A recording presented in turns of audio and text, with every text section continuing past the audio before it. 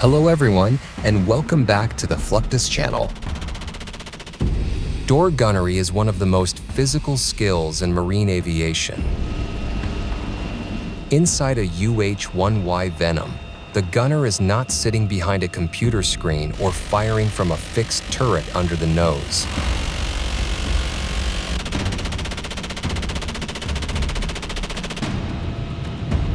He is strapped near an open door, surrounded by wind, vibration, engine noise, rotor wash, and changing angles as the helicopter banks around the target area. The aircraft may be moving fast, turning hard, or hovering just long enough to put accurate fire where Marines need it.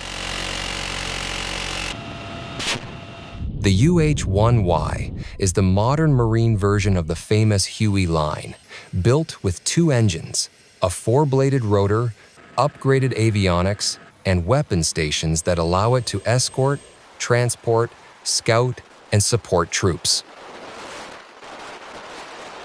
Its door guns give the crew flexible side fire.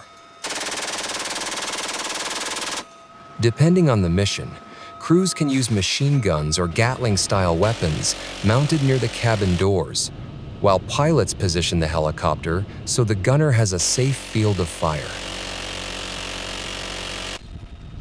During a UH-1Y gunnery demonstration, the process begins before takeoff. Ammunition is checked, mounts are inspected, safety pins are confirmed, and the gunner reviews sectors of fire.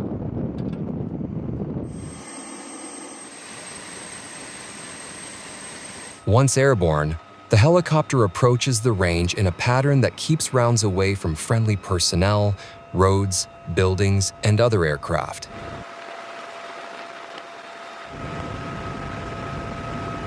The gunner tracks the target, controls burst length, and adjusts for speed, vibration, distance, and the helicopter's movement.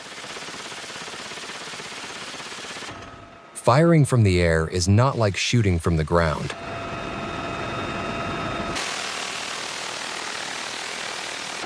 The target, weapon, and shooter are all moving at once.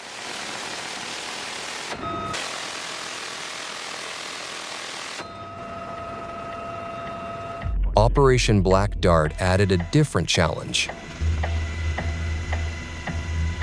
The exercise focused on countering unmanned aerial systems, showing how forces might detect, track, and defeat hostile drones.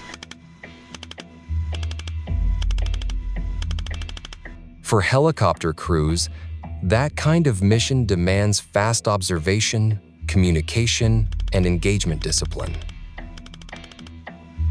Small drones can be difficult to see, and the crew must separate real threats from friendly aircraft, birds, or clutter. Aerial gunnery becomes part of a wider defensive network, not just a range skill.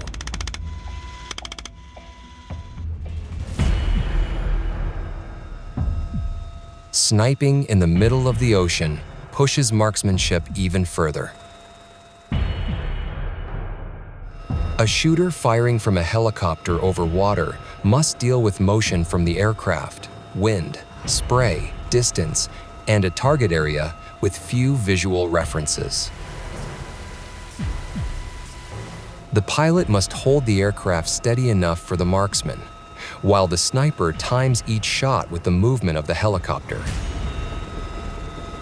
It is precision work performed in an environment that never stops moving. Marine units have also worked to improve the gunner's seat, because stability and body position affect accuracy and endurance. A better seat helps the gunner stay secured, absorb vibration, and maintain control during long periods at the door. Training teaches the gunner how to brace, communicate, reload, scan, and keep situational awareness while remaining tied into the aircraft. That is what makes helicopter live fire so demanding. The weapon is only one part of the system.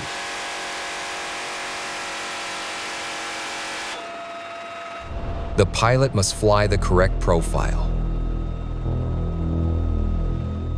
The crew chief must monitor safety.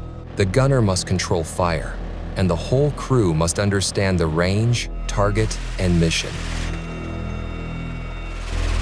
When it works, the UH-1Y becomes a fast, flexible, airborne firing platform able to protect Marines on land, at sea, or during expeditionary movement.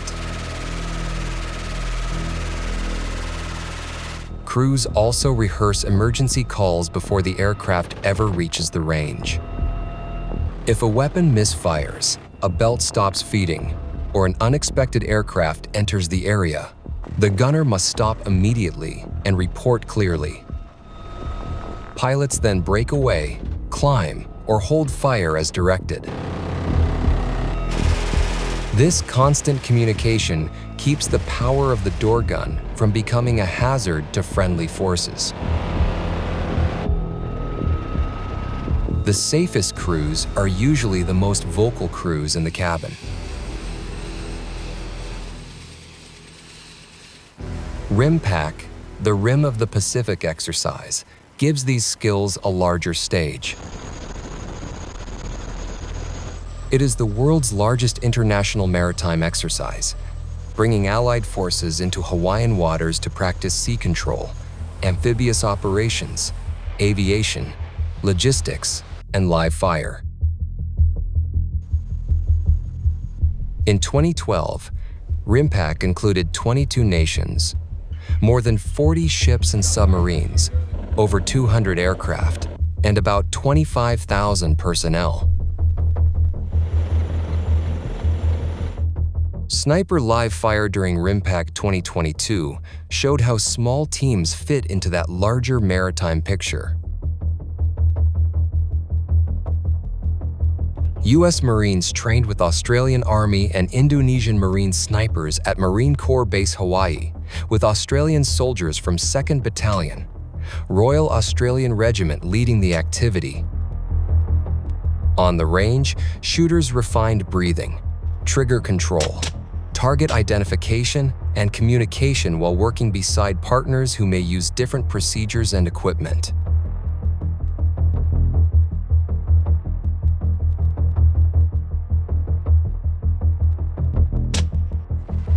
For door gunners, RIMPAC also brings the pressure of operating around multinational aircraft, ships, landing zones, and amphibious routes.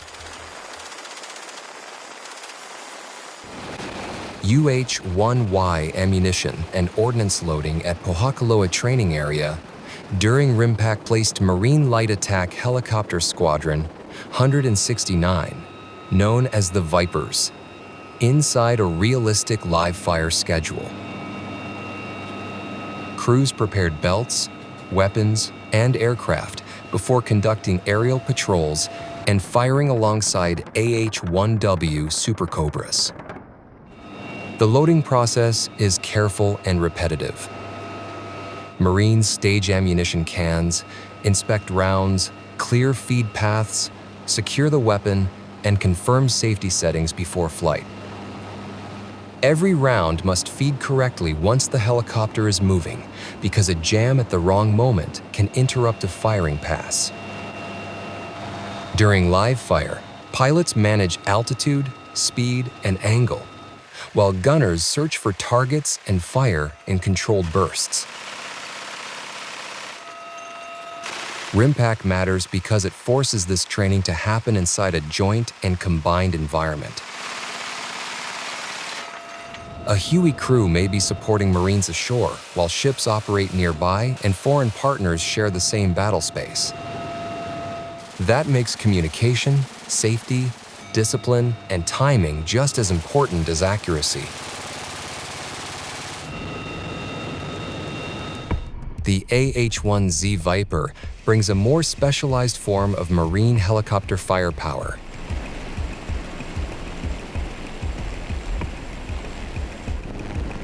Where the UH-1Y balances transport, utility, escort, and door guns, The UH-1Z is built to find, track, and destroy threats with precision weapons quickly.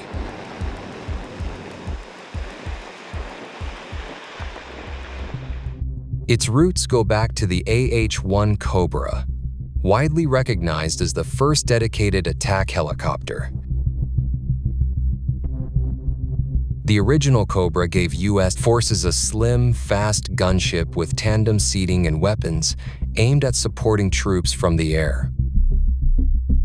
In combat environments, such as Helmand Province, Cobra patrols showed why an attack helicopter remains valuable. The aircraft moves quickly over rough terrain, scouts ahead, and responds with rockets, cannon fire, or missiles when friendly troops face danger. The narrow fuselage reduces frontal profile, while the crew arrangement places the pilot and weapons officer in a focused combat cockpit. The UH-1Z is far more advanced than the earlier Cobra. It has a four-bladed composite rotor system, upgraded engines and transmission, a glass cockpit, modern sensors, and an integrated weapon system. Under the nose sits a 20mm M1 97 3-barrel cannon, while stub wings can carry rockets, Hellfire missiles, sidewinders, and other weapons depending on configuration. Bell describes the aircraft as having the capacity for 2 sidewinders and up to 16 air-to-ground missiles, giving it serious flexibility for air and surface threats. At sea, UH-1Z live-fire testing becomes even more dramatic. During Summer Fury 21 off the coast of California, Marines from HMLA 469 used 2 UH-1Z Vipers loaded with AIM-9 sidewinders to locate and destroy a drone during defensive counter-air operations. The mission showed how an attack helicopter can help defend a force against unmanned aerial systems, not only attack ground targets. The process requires teamwork between sensors, pilots, range control, and weapons crews. The helicopter must locate the drone, confirm it as the target, maneuver into position, and launch at the right moment. At the same time, commanders must manage airspace and safety boundaries over water. For marine aviation, this kind of testing proves the Viper is not just a modern Cobra. It is an adaptable attack platform built for land and maritime threats, supporting amphibious forces as drones and missiles become part of future battlefields. It also shows why Marines pair utility and attack helicopters. The UH-1Y can observe, move personnel, and fire, while the UH-1Z brings heavier sensors, missiles, and cannon fire. Together, they create a light attack team for ships, islands, and coastlines. The story returns to the UH-1Y, where power depends on careful preparation. Loading a Huey's weapons begins on the ground with ammunition, mounts, and safety checks.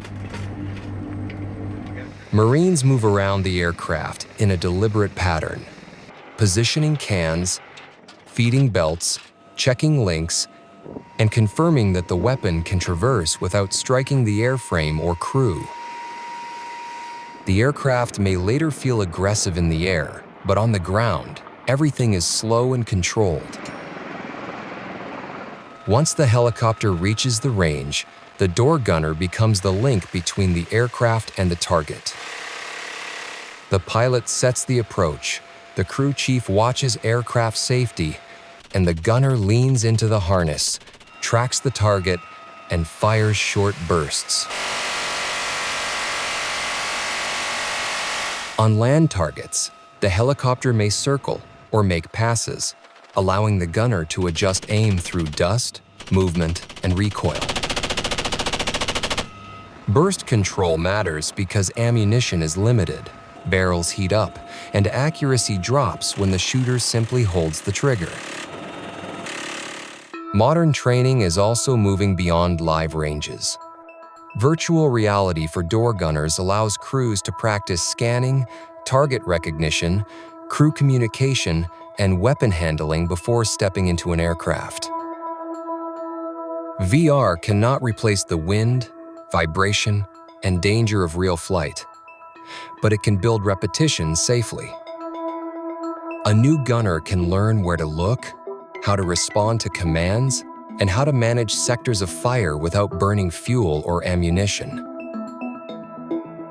From door gunnery in the UH-1Y Venom to aerial sniping over water, RIMPAC live fire ranges, counter-drone tests in Operation Black Dart, UH-1Y Viper defensive counter-air missions, and virtual gunner training, marine helicopter firepower is built through repetition and control. Every burst fired from a helicopter begins with maintenance, loading, seating, communication, aircraft handling, and discipline. The result is a crew that can turn a moving helicopter into a controlled weapon platform while protecting Marines below. That's the end of this video. I hope you enjoyed it. Make sure to subscribe to this channel so you don't miss any of our new content. See you next time.